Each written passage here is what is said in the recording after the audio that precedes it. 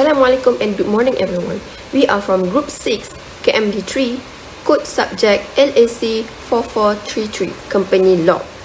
Today, we will present to you about Top Glove, company that have been affected with COVID-19.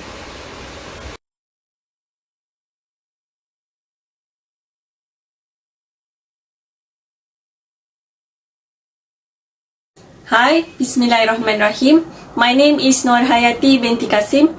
My matric number 1192818.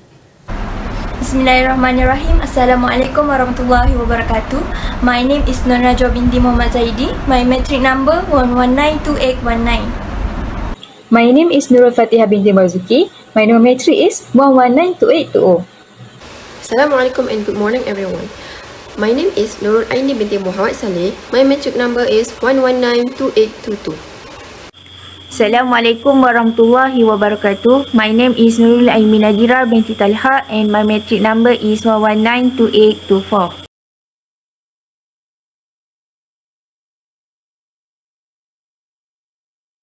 Now, let's proceed to the background company. Top Glove, the world's largest rubber glove maker, has been in business since 1991. It produced a wide range of gloves including latex examination glove, neutral examination glove, surgical glove, polychlorophene examination glove, vinyl glove, and more. The firm presently markets its goods in over 195 countries throughout the world, including the United States, EU nations, the Middle East, Australia, Japan, Latin America, Canada, and Africa, among others. The company also have its ideal logistic location, which about 10 km Malaysia's international seaport, which is Port Klang. The company's goal and dedication has always been to keep its client delighted with its quality, dependability, and price competitiveness in the market. The firms continuously strive for improvement and innovation principle. The title of our assignment is Malaysia's Rubber Glove Industry, a silver lining amidst dark clouds, which year of publication in 2020 and the date of publication on 4th December 2020.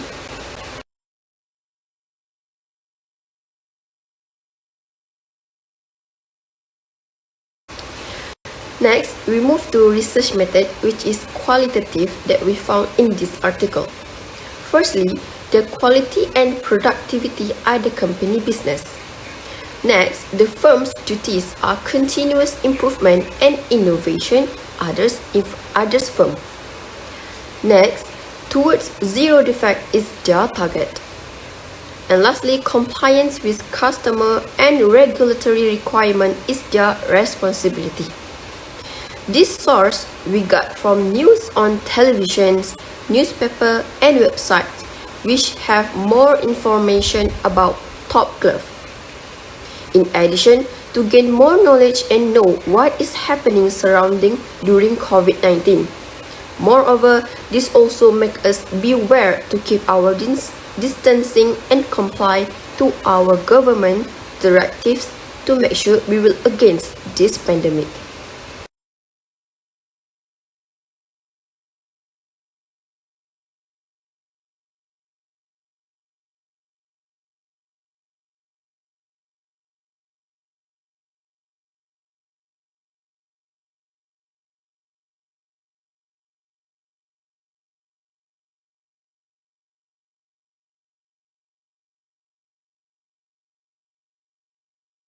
Now we move to the what are the issues concerned in the article entitled Malaysia Rubber Glove Industry, a silver lining amidst dark clouds. Okay, the first issue is the same quantity production of glove in the first 6 months in 2020 as well as in 2019.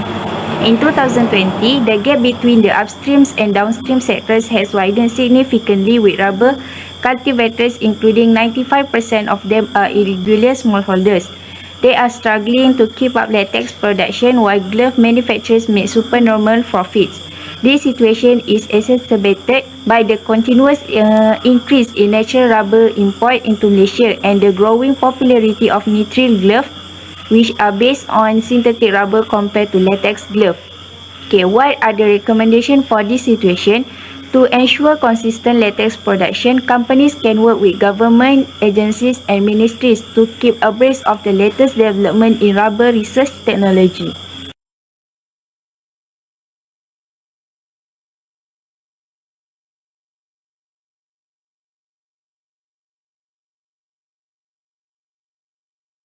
Next, the second issue is the rapidity of plummeting stock price is due to competition for viable vaccine production. This can be seen when the United Kingdom shares news about yearly trials of the AstraZeneca vaccine in July 2020, when the Russian media published data on the success of the Sputnik V vaccine trial in August 2020. And when China's Sinovac Biotech Limited announced its target to begin commercial production in 6 months in August 2020. Okay, the decline in stock price was even more pronounced when American companies Pfizer and Moderna reported 90 and 94.5% effectiveness of their respective vaccines in November 2020. Stock price volatility is due to the link between vaccine development and the rise of the Malaysian glove industry. What are the recommendations for this situation? Protect business continuity with building a resilient supply chain is key to mitigating economic risk. For example, make an assessment and strategy to identify critical risk scenarios, gaps, impacts, and responses.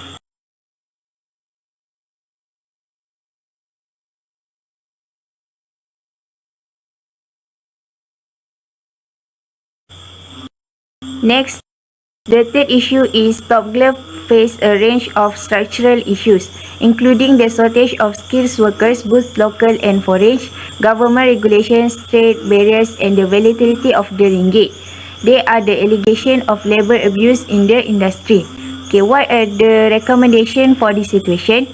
Okay, first, use a staffing agency. Construction staffing agencies can have skilled workers ready to work for you when you need them.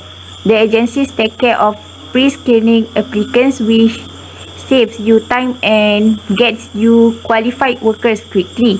Usually, a staffing agency will also cover any human resource costs with employment, including any workers' compensation coverage for those employees. Okay, second, the greater transparency in supply chain and more meaningfully address labor and working conditions.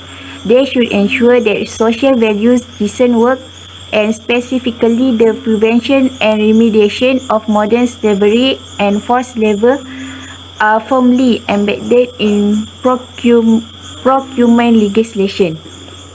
Okay, thank you.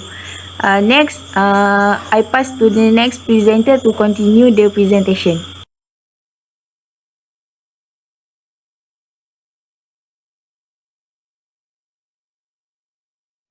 Next, I will continue with the related law based on Company Act 2016.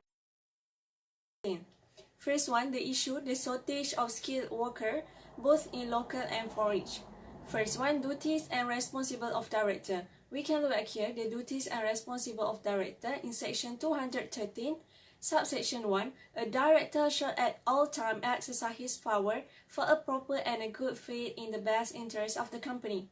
And continue with the subsection 2, paragraph A. A director shall exercise reasonable care, skill, and diligence with the knowledge, skill, and experience which may reasonably be expected of the director having the same responsibility.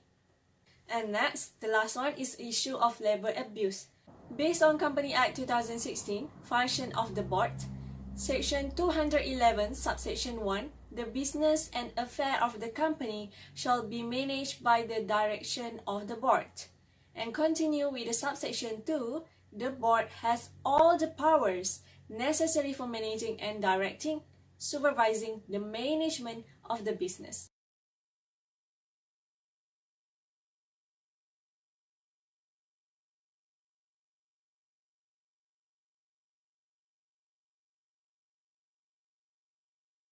I will share my personal view on Top Glove cases. In the beginning, this firm was regarded as one of the best. However, with the development of a coronavirus cluster there, which became Malaysia's largest cluster, the company's attitude toward foreign workers was ultimately discovered.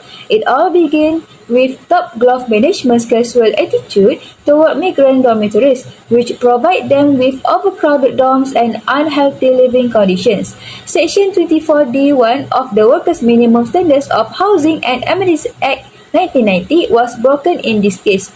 As a result, steps such as appointing a responsible director to oversee internal concerns such as management and personnel placement, particularly for foreign workers, must be implemented. They should also offer appropriate facilities for employees and pay them a wage that is commensurate with their labor. They should be forced to work overtime, and they should be given at least 1 day of vacation every week. If the firm treats its employees well, they will feel valued. When employees like working with for a company, they are less likely to leave and are more likely to work more for the company. Quality workers will be formed as a result of the company's excellent service. That is from me. Najwa will wrap things up next.